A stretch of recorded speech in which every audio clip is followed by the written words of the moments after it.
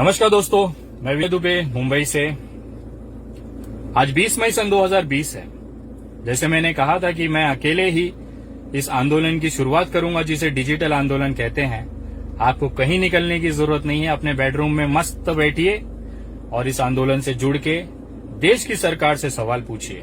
और अगर वो जवाब ना दे पाए तो अब ये सरकार को सत्ता में रहने का कोई अधिकार नहीं है, ये बताने का आंदोलन जिसे मैं शुरू करने जा रहा हूं। आप ये वीडियो को फटाफट डाउनलोड कर लें, क्योंकि मुझे पूरा यकीन है अगले कुछ ही मिनटों में या घंटों में ये वीडियो हटा दिया जाएगा। तो पहले डाउनलोड करें, उसके बाद शेयर करें दबा के। आज केंद्र सरकार पूरी तरह से विफल है।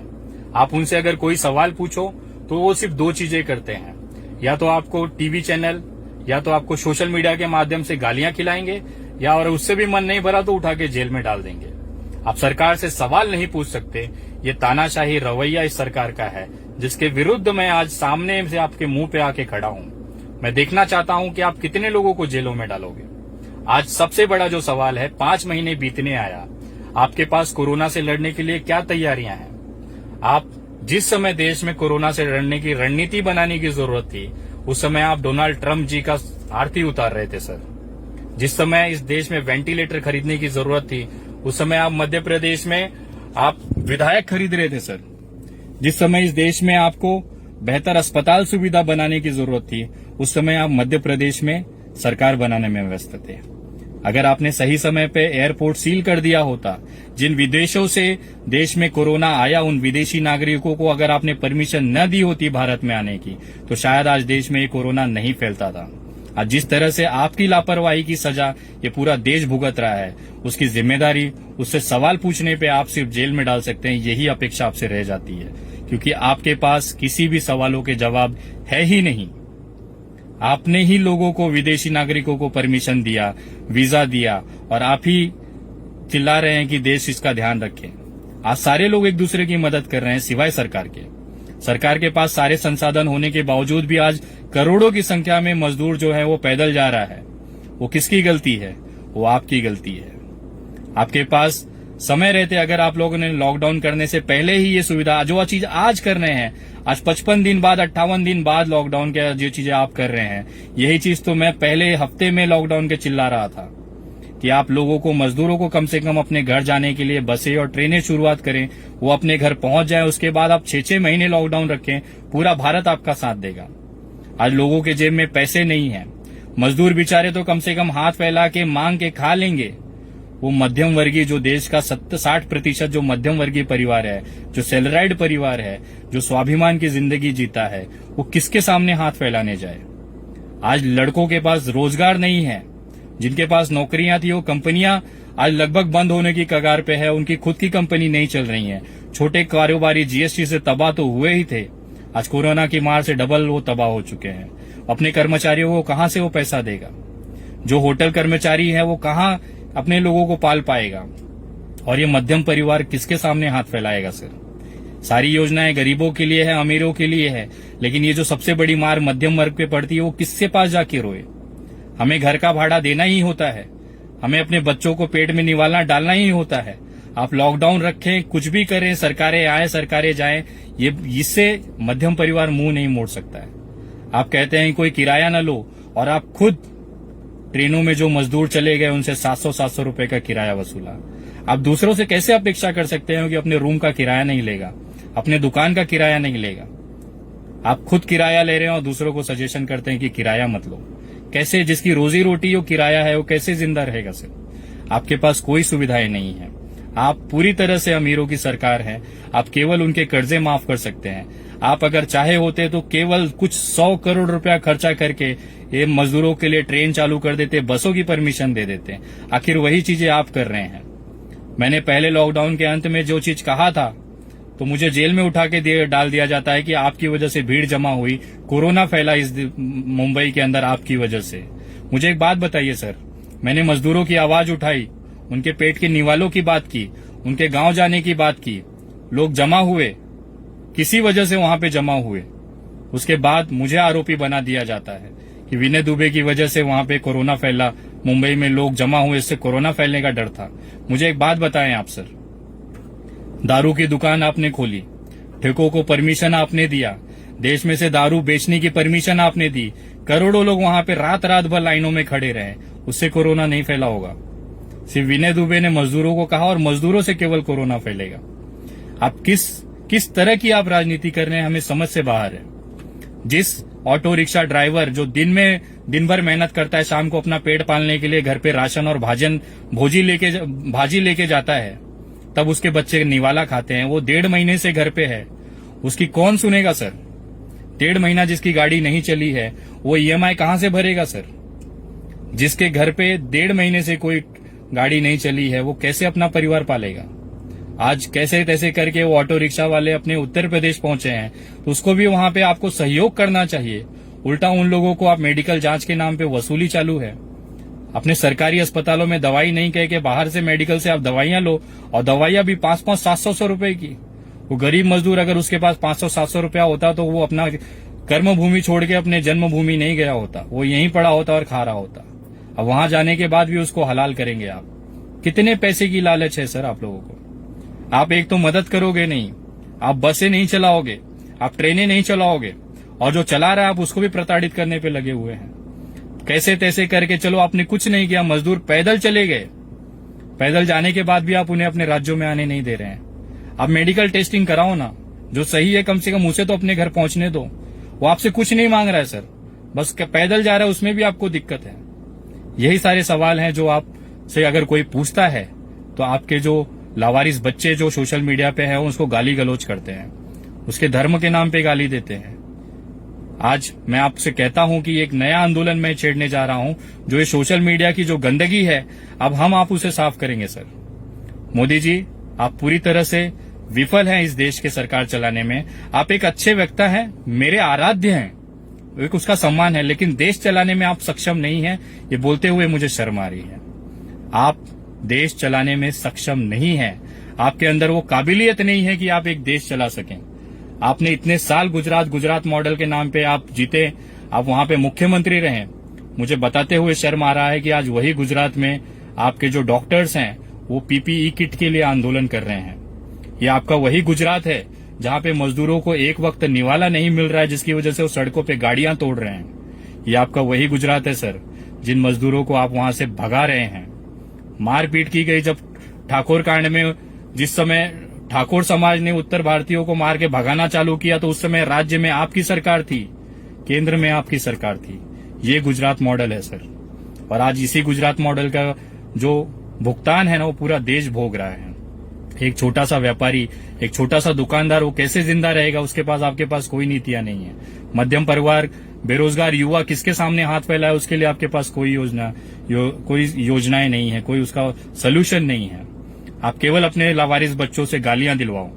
आज जो आंदोलन मैं शुरू करने जा रहा हूं, इस देश से ये जो कचरे हैं इसको साफ करने के लिए मैं आंदोलन, सोशल मीडिया के जो कचरे हैं उसे साफ करने के लिए मैं आंदोलन लेके चल रहा हूं।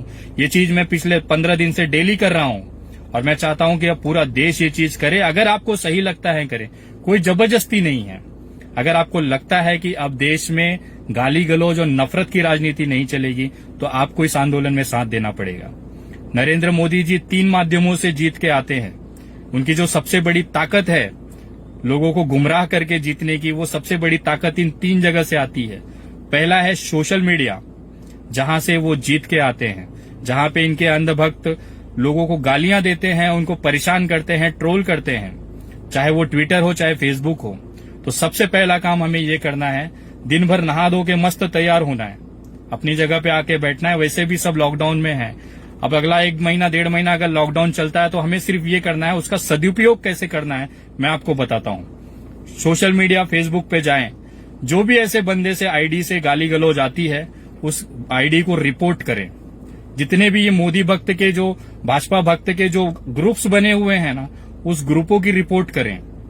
एक छोटा सा व्हाट्सएप ग्रुप बनाएं जिसमें आपके आसपास के 50-100 लड़के या 100-50 लड़कों को जमा करें, और जिसकी भी नजर में ऐसी पोस्ट या ऐसी आईडीज आती हैं वो आईडीज को उस ग्रुप में डालें, और सभी लोगों को निवेदन करें कि उस ग्रुप को आप रिपोर्ट करें। फेसबुक रिपोर्ट उसको करते रहें। अब मैं आपको दावे के साथ कह रहा हूं, 30-35 आईडीज की तो मैं बजाता हूं रोज, और ये गिरती हैं, बंद होती हैं, ये होती हैं। इसको प्रॉपर तरीके से रिपोर्ट करें, और रिपोर्ट कैसे करना है वो यूट्यूब पे आप सीख सकते हैं। तो ग्रुप बनाए, छोटे छोटे ग्रुप बना के ऐसी आईडियो को ढूंढे जो गाली गलौज करते हैं, जो धर्म के नाम पे नफरत फैलाते हैं, चाहे वो हिंदू हो चाहे मुसलमान हो। जो भी गाली गलौज करता है, ये गाली गलौज के जो कीड़े हैं, ये जो कुत्ते हैं और जो कचरे हैं ना, इसे साफ करना अब हमारी जिम्मेदारी है। ये पूरे भारत की जिम्मेदारी है। सोशल मीडिया पे अब गाली गलौज और धर्म के नाम पे नफरत नहीं चलेगा। जो भी ऐसा करेगा उसकी आईडी बंद करा दीजिए, भले मेरी ही आईडी क्यों ना हो, बंद कर दो भाई, कोई दिक्कत नहीं है। ये फेसबुक पे आप रिपोर्ट करें। दूसरा, यूट्यूब चैनल। आपको बताते हुए आश्चर्यचकित हो रहा है कि जब से नरेंद्र मोदी जी की सरकार आई है, 1 लाख यूट्यूब चैनल से ज्यादा मोदी चैनल्स बने हैं वहां पे, जो केवल दिन रात मोदी भक्ति करते हैं। तो इन चैनलों को खोज खोज के उस चैनलों की रिपोर्ट करें, उसको स्ट्राइक करें। 2 से 3 बार स्ट्राइक और कम से कम 50 बार अगर उस पर रिपोर्ट होती है, वो चैनल बंद हो जाएगा। चैनल बंद कैसे करना है वो आप खुद यूट्यूब से सीखें। सारी यूट्यूब पे वीडियोस हैं, आप सीखें उसको। पहले 1-2 घंटा 4 घंटा लें, कैसे रिपोर्ट करना है सीखें, और होने के बाद उसको रिपोर्ट कर करके बंद करें। तीसरा, जो हमारी न्यूज चैनल है, इन न्यूज चैनलों की सबसे बड़ी प्रॉब्लम है कि दिन भर ये भक्ति करते हैं और हम कुछ नहीं कर पाते, लेकिन अब कर पाएंगे।